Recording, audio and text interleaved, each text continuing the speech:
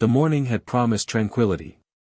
Elias Thorne remembered the rich aroma of Colombian roast wafting from the kitchen, the gentle hum of the dishwasher, and the golden sunlight spilling across the polished oak floorboards near the window. His wife, Serafina, sat gracefully at the marble counter, her silk robe, a gift from their 5th anniversary, rustling softly as she scrolled through emails on her tablet. Elias was humming a tuneless, peaceful melody, a quiet contentment settling over him, when the front door exploded inward with the force of a thunderclap. He didn't even have time to fully register the intrusion before the storm arrived. Vivian, Serafina's younger sister, burst into the kitchen, her eyes wild, dark hair a disheveled mess around her shoulders. Fury, a palpable cloak of it, radiated from her. "Callum got me pregnant," she shrieked, the words detonating in the pristine morning air. No warning, no prelude, no tact. She tossed the accusation like a grenade, then stood, daring the sudden, suffocating silence to ignite. Elias blinked, once, twice. A million questions, tangled and incoherent, surged through his mind. What was all he could manage? A pathetic, strangled sound. Serafina didn't turn to him. She didn't ask questions, she didn't scream, she didn't even flinch. She simply rose, slowly, with the chilling calm of someone whose decision had already been made, and walked towards Elias. Then, she slapped him. He hadn't seen it coming. One moment, the ceramic mug of hot coffee was warm and reassuring in his hand, the next, it shattered against the tile floor, hot liquid spraying across his forearm as a searing sting bloomed across his cheek. Elias didn't move. His breath hitched, his balance wavered, and he stared at the woman he loved, the woman he believed knew him better than anyone else in the world, as her face contorted into something cold, foreign, and utterly unrecognizable. "Elias," she spat, her voice shaking not with sadness, but with raw, unadulterated rage. "Don't speak. Just don't." Vivian stood behind her, arms crossed, a triumphant, almost predatory gleam in her eyes. There was no fear in her gaze, no uncertainty, only vindication. Elias took a step back, confusion and a blossoming pain battling for dominance within him. "This isn't true. You have to know that." That was when the front door opened again. Leo and Marius, Serafina and Vivian's brothers, both built like defensive linemen, both already red-faced and breathing heavily as if they'd sprinted directly from the depths of hell just for the chance to deliver judgment. Leo didn't utter a word. He seized Elias's shoulder with one hand and his collar with the other. Elias resisted at first, a reflexive flinch, but he could see it in their hardened faces. There was no room for listening here, no space for questions or facts. Marius yanked the front door wider, and the morning sunlight streamed in like a blinding spotlight. They dragged him outside, their grip unforgiving. He stumbled once, his knee scraping painfully against the stone steps. "Don't fight it," Leo growled, his voice almost too low for anyone else to hear. "You earned this." And then it started. The first punch came from Marius, a gut-wrenching blow to the stomach that knocked the wind out of Elias. The second, from Leo, was a brutal hook to the jaw that sent him sprawling onto the manicured front lawn. He heard the collective gasps of neighbors, people he knew, people he waved to, people whose kids he'd once patiently helped with math homework. They stood frozen on their porches, peering from behind hedges, pretending they weren't watching, but they were. He tried to get up, but Marius kicked him in the ribs. Elias curled in on himself, the world narrowing to agonizing pain, ragged breaths, and the surreal, terrifying understanding that this was real, this was happening. "This is what you do to family."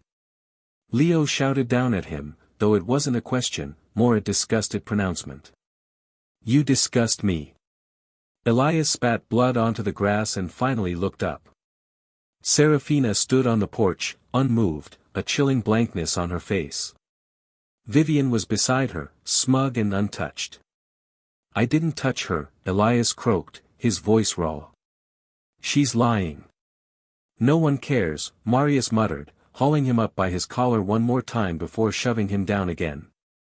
A woman nearby, Mrs. Albright, whose porch lights Elias used to fix every summer, whimpered and then abruptly turned away. Everything he'd built, every sacrifice, every holiday spent with Serafina's family instead of his own, every late night at the office to afford their beautiful home, every quiet gesture of loyalty, it all meant nothing now. In their eyes, he wasn't a man, he was a headline, a scandal. Finally, the brothers stepped back, satisfied. Elias lay in the dirt, groaning, not just from the pain, but from the hollow, shattering way everything had just unraveled. Leo wiped his hands together, as if having completed a distasteful chore. "Stay away from all of us," he barked. "You're not welcome anywhere near this family again." Serafina didn't say a word. She simply turned and walked back inside. The door closed with a soft click, and just like that, Elias was no longer Elias, the husband, the brother-in-law, the dependable one. He was the monster.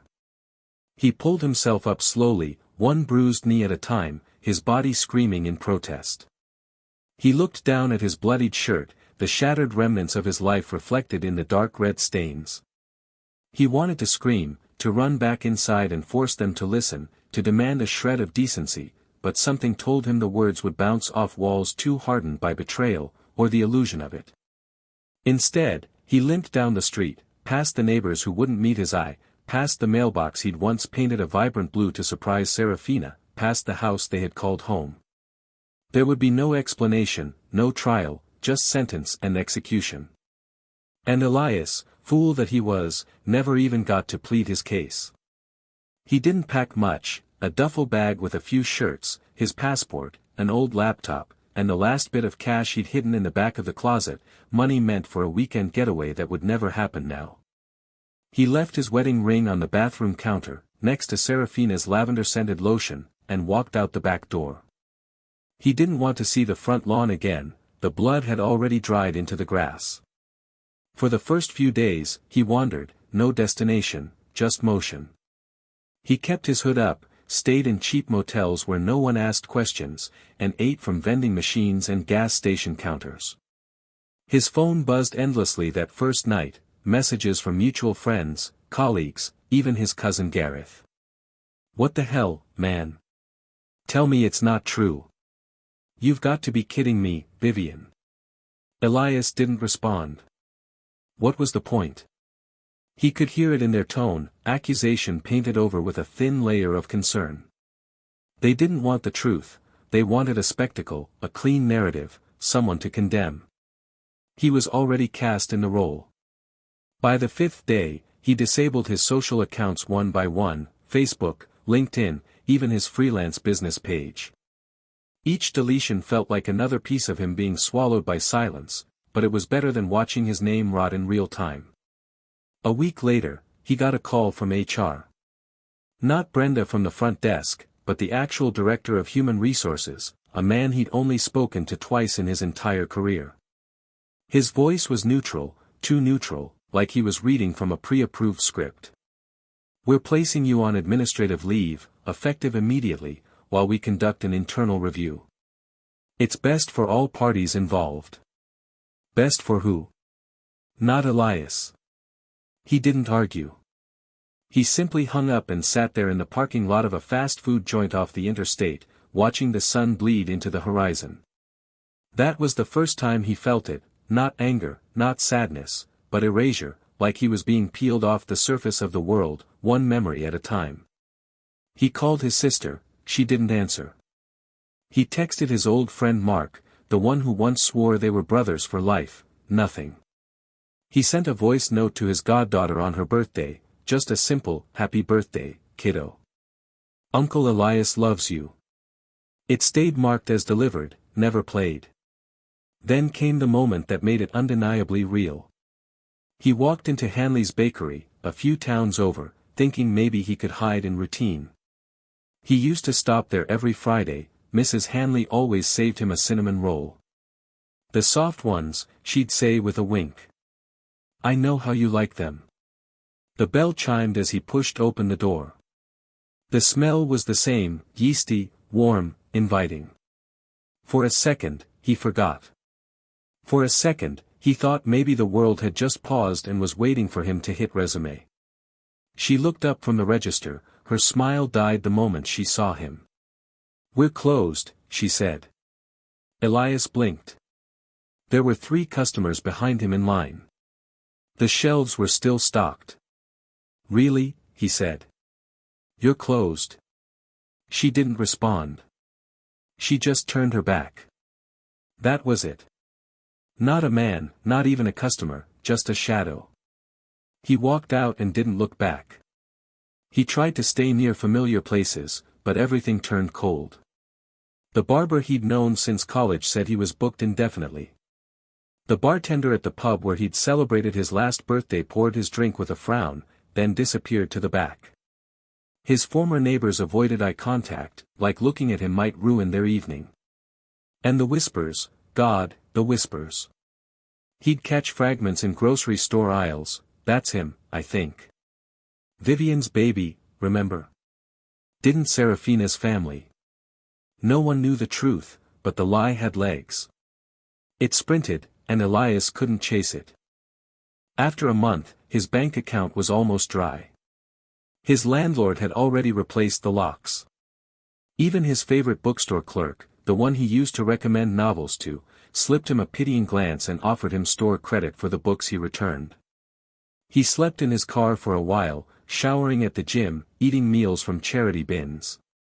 Every time he looked in the mirror, he saw someone he didn't recognize, a gaunt, hollow-eyed man with a bruised ego and a name that no longer belonged to him. Elias was dead, not by his own hand, but by the world's silent consensus.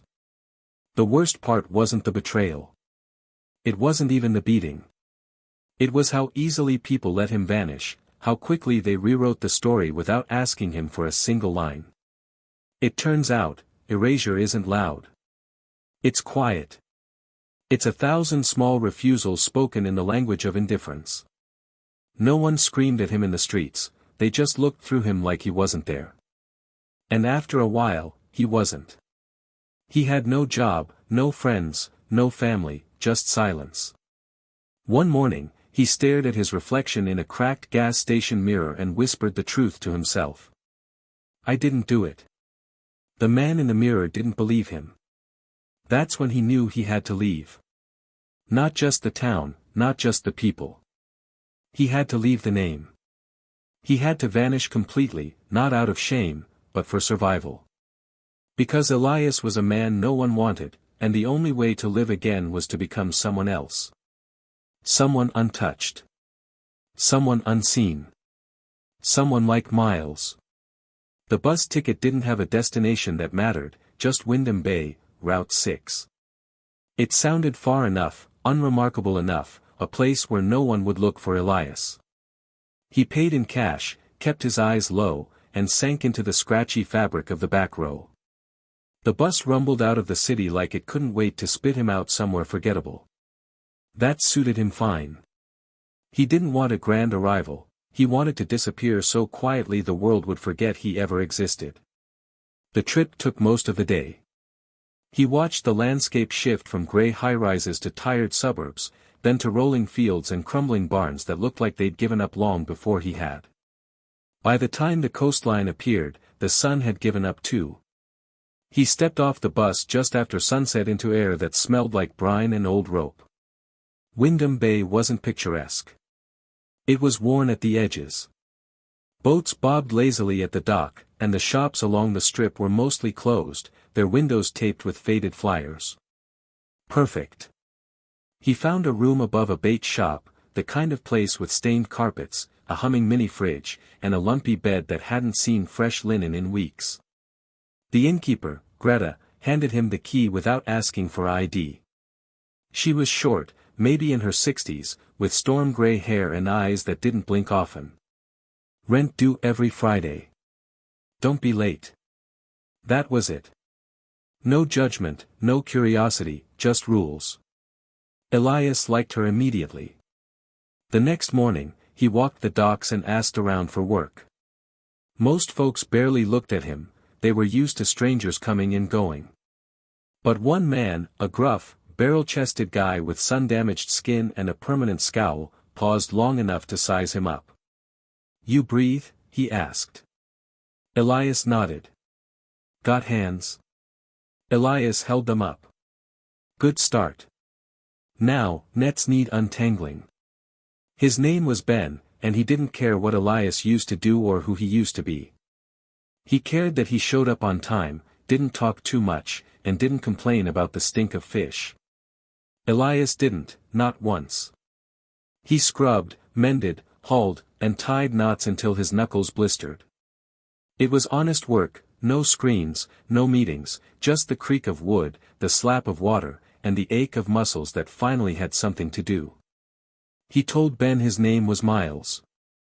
Sure, for nothing. Just Miles. It stuck.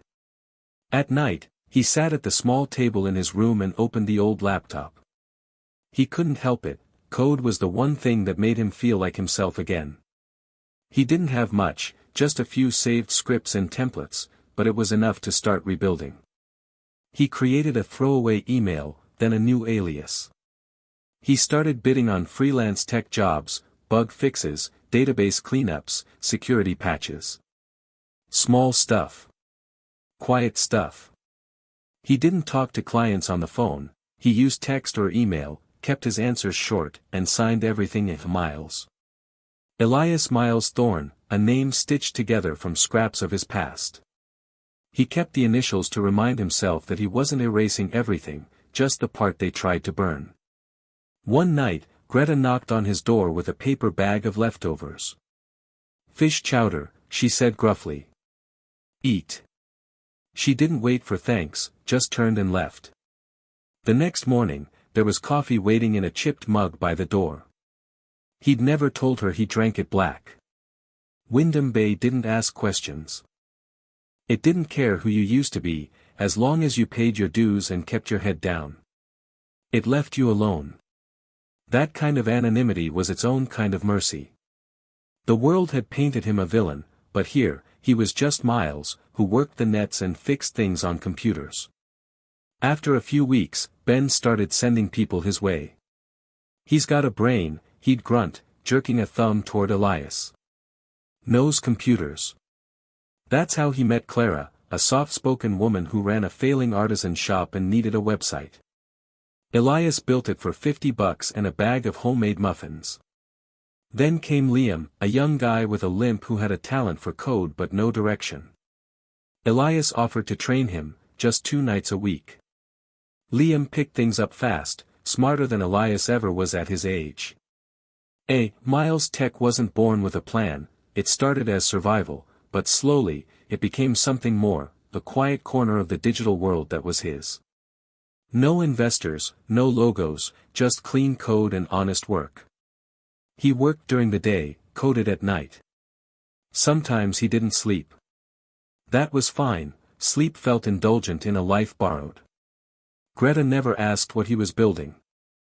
Ben didn't care, as long as he didn't miss his shifts.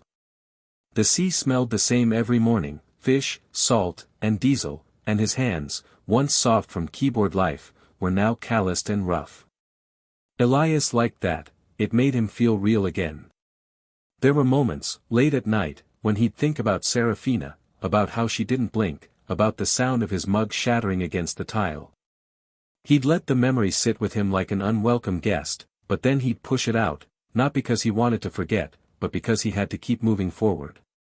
In Wyndham Bay, no one called him a liar. No one looked at him like he was filth. They looked at him like he was Miles. One night, Liam asked if Miles was his real name. Elias paused, then shrugged. "It's real enough." Liam didn't press, just nodded like he understood. Maybe he did. Months passed, then a year. The work grew. The town barely changed, but Elias did. He stopped looking over his shoulder, stopped waiting for someone to recognize him. He even started laughing again, quiet, rare, but real. He hadn't forgiven the world, not yet, but he had found a sliver of peace in scrubbing nets, in late-night debugging, in the stillness of a life no one envied. Elias may have been erased, but Miles was just beginning. He never meant for it to become a company. It started with a broken boat engine and a few lines of Python code. That was it. Ben had been cursing the damn thing for a week straight, grumbling about mechanics and saltwater sabotage. One morning, after their shift, Elias asked if he could take a look. Ben waved him off like he was just bored, but he didn't say no. 3 hours later, covered in oil and sweat, Elias handed him a fixed control panel that hummed back to life like it had never been touched by corrosion. Ben didn't say thank you. He just grunted, nodded once, and handed Elias a 6-pack of beer. That's how it began, not with applause, but with acknowledgement. The next day, Clara came by the docks with a tablet in her hands and a desperate look in her eyes. Her online shop had gone down during a flash sale, and customers were already tagging her on social media, calling it a scam. Elias told her he'd take a look, mostly because he'd seen that kind of fear before, the kind that wraps around your ribs and tightens every hour your work is offline. He didn't want anything in return, not even muffins this time. He just fixed it. By that evening, she'd told 3 others. Elias had 5 messages by the time he checked his inbox the next morning. One needed help with invoices, another with domain hosting, someone else had accidentally deleted half their product catalog. He worked out of his room at first, hunched over the chipped desk with its wobbly leg, fingers flying across the keys while the fan buzzed in protest. Then Liam knocked on his door. He shuffled in like he wasn't sure he belonged, one hand in his hoodie pocket, the other gripping a beat-up laptop like it was made of glass. Greta said you might, teach. Elias didn't ask what he meant. He knew Liam wanted more than help, he wanted to learn, he wanted to be useful. So Elias pulled up a second chair and said, "Show me what you've got." Turned out, Liam wasn't just eager, he was good. Raw, but good. The kind of brain that sees code like a puzzle instead of a problem. Elias let him take on the small bugs at first, then database entries, then entire backends, until they were working side by side every night, laughing about badly commented code and the disasters that came from WordPress plugins no one ever updated. They called themselves Miles Tech because they needed something to invoice under, and the initials kept the ghost quiet. No flashy website, no bio, just clean design and quiet execution. Elias let Clara design the logo, a wave curling into a circuit line, and even that felt too loud, too polished for what they were. But it worked. People didn't care who they were, they cared that they delivered. They were the ghost coders behind storefronts that looked like big brands and backends that didn't crash under traffic. They answered emails at midnight. They never missed a deadline. They didn't post testimonials. They didn't ask for praise. They just built. Some nights, Elias would walk down to the beach, feel the salt spray on his face, and wonder if Elias Thorne would recognize this version of him. Would he be proud? Confused? Would he see a survivor or a coward? He never answered the question. He didn't need to. Miles was never meant to replace Elias, he was just meant to breathe. Their workshop eventually moved out of Elias's room and into the back half of a boarded-up surf shop Greta used to own. "You'll pay me in repairs and groceries," she said, tossing him the keys. "Don't bring idiots in here." They didn't. They brought in purpose. Every wire they laid, every coffee ring left on the desk, it all built something sacred, a second chance. There were no office chairs, just crates and a sagging couch Liam found on the side of the road, but it was theirs. They operated in silence, not the kind that's lonely, but the kind that speaks volumes. Clients started referring them, small business owners, nonprofits, a couple of independent authors. One woman paid them in gift cards to a diner 3 towns over. Elias took Liam there one Saturday as a bonus. They split a massive stack of pancakes and didn't talk about work at all for once. They weren't hiding, they were just existing. The best part wasn't the money. It wasn't even the success. It was the rhythm: wake up before the sun, fish nets, breathe salt, work, eat, code, rest. That rhythm healed parts of him therapy never touched. It told him he didn't need to prove anything anymore. He didn't need revenge. He just needed to build something no lie could destroy. Some nights, he'd scroll through old photos, ones he hadn't deleted, Serafina's smile, the way her hair always curled at the end of the day. He'd look at her and wonder what version of him she remembered, the monster Vivian painted, the ghost that left, or something more complicated. He never lingered long. There were lines of code waiting, orders to fulfill, a business growing from the ashes of his silence. One night, Liam asked him why he did it. Why he worked so hard when he could just coast off the jobs they already had. Elias thought about it for a long time before answering. Because the truth doesn't need applause, he said. It just needs a place to breathe. Liam didn't say anything, just nodded like he understood again. And maybe he did. Maybe they all did. Everyone in that small room had a reason to be quiet, a past too heavy to explain. But in that silence, they weren't victims, they were builders. And every website, every fix, every pixel they laid down, it wasn't just business, it was survival. The rain had been coming down in sheets all afternoon, thick and cold, the kind that made the ocean look like wrinkled steel. Elias had just finished fixing a faulty payment gateway for a bakery client 2 towns over and was halfway through reviewing a CSS mess Liam had handed him when the knock came. It was soft at first, a single tap, then another, then a pause. Elias looked up from the screen, the hum of the generator and the rustle of the rain blending into the kind of quiet you don't disturb unless you absolutely have to. Greta never knocked. Liam always burst in without warning. Clara only ever texted. Elias stood slowly, more curious than cautious, and walked to the front of the shop. The windows were fogged. He wiped a small circle clear with the heel of his palm and saw her. Soaked to the bone, hair plastered to her face, a coat that had seen better days clinging to her like a wet tarp. She looked smaller, not physically. Serafina had always been petite, but diminished, hollowed out, like life had wrung her dry and didn't bother handing her back the pieces. Elias didn't open the door right away. Part of him thought he was imagining it.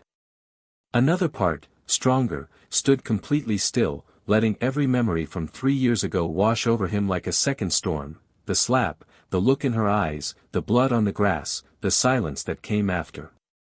Another knock, louder this time, desperate. He opened the door. For a moment, she just stood there, blinking up at him. Elias waited for the speech, the apology, the demand. But what came out instead was quiet, shaky. "I know now," she whispered. No hello, no excuse, just that. "I know now." Elias stepped aside, not because he'd made a decision, but because the rain had started to curl under the roof and he wasn't heartless. She stepped in cautiously, like the floor might bite. They stood there, 2 ghosts with the same unfinished chapter between them. She looked around the shop, at the crates, the tangled cords, the workbench covered in code sketches and wrappers from late-night snacks. Her eyes landed on a photo taped to the wall, one of Liam and Clara holding up a client award they'd won last month. "You built this?" she asked softly. Elias didn't answer. Instead, he walked to his desk, pulled open the drawer, and retrieved the USB drive. A small, matte silver stick he'd guarded like a relic. He had made 3 copies, one encrypted, one off-site, one personal, but this was the one he always kept close. He held it out to her. She didn't move to take it. "What is it?" she asked. "Proof," Elias said. "Play it when you're alone, and really listen." She took it with trembling fingers, held it like it might catch fire. Her lips parted, but no words came. Elias didn't offer her coffee. He didn't ask how she'd found him. He didn't give her a seat. He was done performing comfort for people who had once watched him burn. Her eyes scanned the room again, as if trying to reconcile the man in front of her with the villain she condemned. "I didn't know," she said finally. "Not then." Elias gave her a single nod. Not acceptance, not forgiveness, just acknowledgement.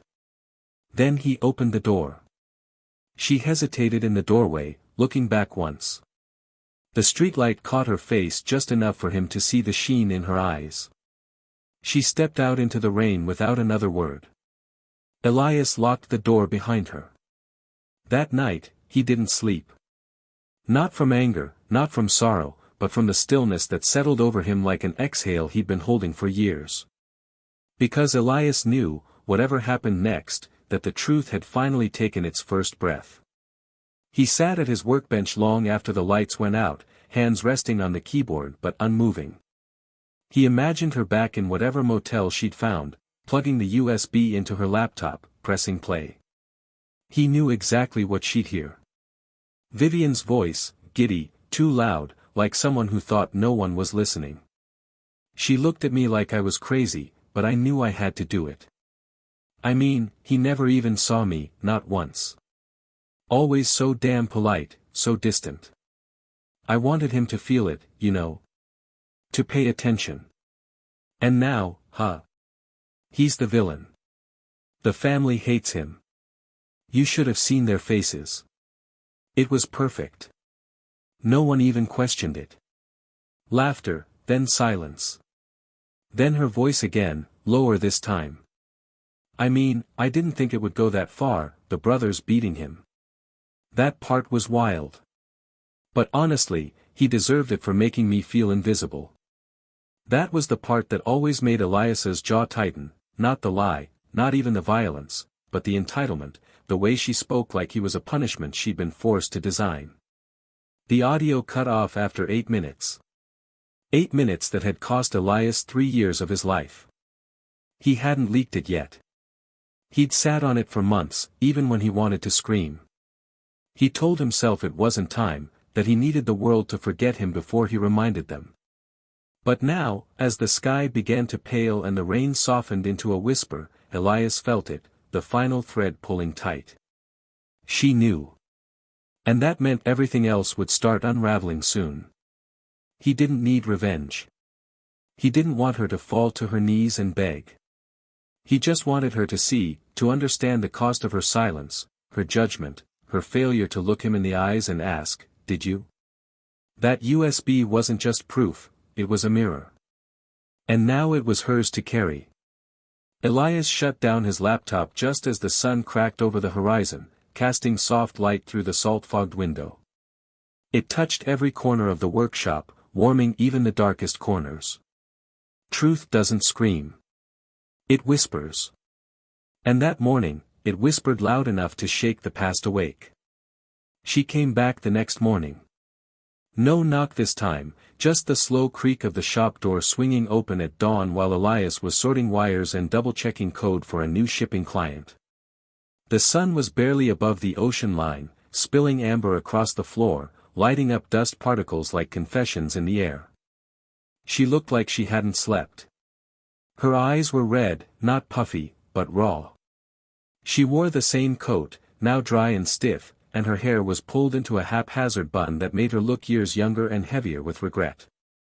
Elias didn't speak. He didn't have to. The silence had weight between them now, like a third person in the room. She stepped forward slowly, like every inch between them might cut her. She held the USB drive in her hand like it weighed as much as a brick. "I listened to it," she said. Elias nodded, still untangling a cable, still focused on something that wasn't her face. "All of it," she said, and this time Elias met her eyes, and her voice cracked. "I ruined you." That wasn't a confession, it was a sentence, like she'd been trying the words out all night in the mirror, testing how they felt in her mouth. And now they sat there between them, damp and brittle, and too late. Elias didn't argue. He didn't offer her the comfort of contradiction. She wasn't wrong. "But you didn't deserve it," she whispered. "Not the slap. Not any of it." His jaw clenched. That old instinct to explain, to plead, flickered in his throat, but he swallowed it back. He had done all the explaining he ever would. Now it was her turn to sit with it. She looked around the workshop, like she needed something to anchor her, something physical to remind her he had survived. You built something beautiful, Miles. She used the name like it belonged to him, like it didn't hurt. But it did. Not because it wasn't true, but because it had to become true, because Elias had been thrown out like trash and Miles had to rise from the pieces. I didn't come to ask for anything, she said quickly. Not forgiveness. Not to be taken back. I know better. Elias tilted his head, watching her. Then why are you here? She hesitated, swallowing hard.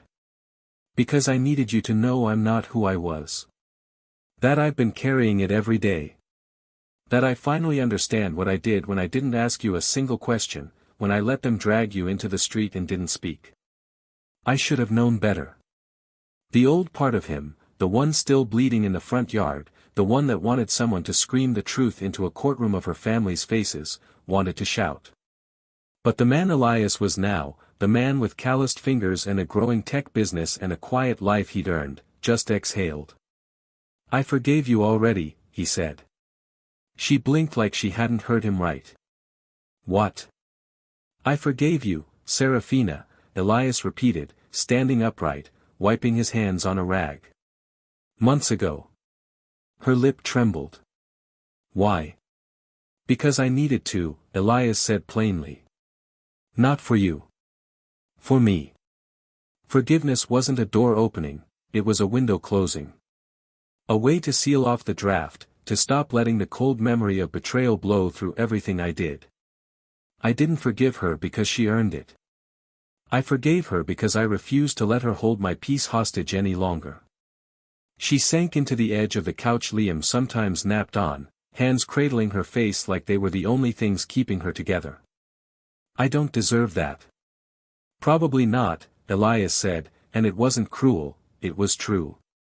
She nodded slowly, like each breath cost her more than the last. I tried to tell them, my family, about the recording, about what Vivian said. And Leo won't return my calls. Maria sent me a single text, too late. Vivian said it was edited, said I manipulated it. She looked up, eyes wet but steady. It's all unraveling, just like you said it would. Elias sat down across from her, the small workbench between them like a lifeboat in a storm. That's not why I gave it to you, he said. Not to punish them. To free you. She shook her head. But I'm not free. Not from what I did. Not from what I let them do. That's your weight to carry now, Elias said, and there was no venom in it, just fact. Her voice dropped to a whisper. Do you hate me? Elias stared at her for a long moment, not at the woman he once loved, but at the one who'd stood on the porch and watched while her family kicked him into the dirt. No, he said. I don't hate you. But I'm not yours. Not anymore. Tears spilled freely then, but she didn't make a sound. She sat with it quietly, crying like someone who'd finally realized the apology didn't come with a reset button. You have a good life here, she said. I can see it. I do. She stood slowly, wiping her cheeks with the sleeve of that same coat. Thank you for seeing me. Elias nodded. Thank you for listening. She stepped to the door, paused with her hand on the frame. Will you ever come back? To what? Elias asked. She gave a broken smile. Exactly. And then she was gone. Elias stood in the middle of his workshop, the echo of her exit still humming in his ears. The storm outside had faded, leaving the air heavy with salt and renewal. He walked to the back window and watched the sea stretch endlessly into gray. Forgiveness is not the same as reunion. It's not a bridge. It's a release. And he had finally, fully, let her go. He turned back to the bench, picked up Liam's half-finished script, and got back to work. Because the past had taken enough from him, and he wasn't giving it another second. She didn't leave. That was the first surprise. Elias expected her to disappear after that morning, maybe return to the city and drown in the fallout she'd helped ignite. But Serafina stayed, not in his world exactly, but close enough to share the air. Windham Bay wasn't big enough for ghosts, not the kind that walked around with real faces and pasts you couldn't forget. And yet, they both moved through it like strangers who had once shared a home, now reduced to nods and neutral stares across weathered sidewalks. Elias first saw her at Greta's market 3 days after that conversation.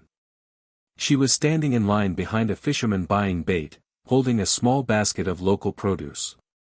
Their eyes met, and for a split second, the old world threatened to crash into the new. But then, she offered a small, almost imperceptible nod, a gesture devoid of emotion, and turned back to her basket. Elias responded with a similar, silent acknowledgement and continued towards the coffee aisle.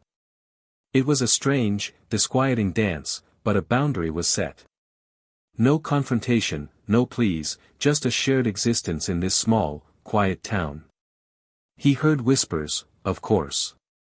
Windham Bay might be small, but gossip travels faster than the tides. She was working at the local diner now, cleaning tables, sometimes helping in the kitchen. Not the life of comfort and quiet luxury she had known. He saw her occasionally, a fleeting glimpse as he drove past the diner, or a shadow disappearing around a corner when he was walking to the docks. He never sought her out, and she never approached him. The USB drive, he assumed, had done its work. The truth, now her burden, was quietly carving its own path through her life. One evening, Liam, ever observant, asked, "Miles, you ever wonder about people? Like, what makes them do things they regret?" Elias looked up from his code. "Sometimes," he admitted.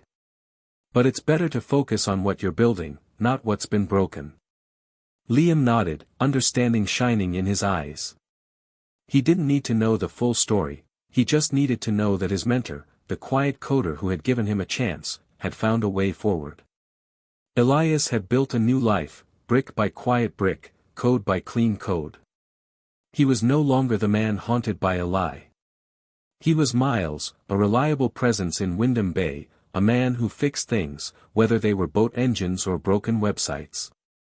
The past was still a part of him, a scar, but it no longer defined him. And in the silent, salt-laced air of Windham Bay, that was more than enough.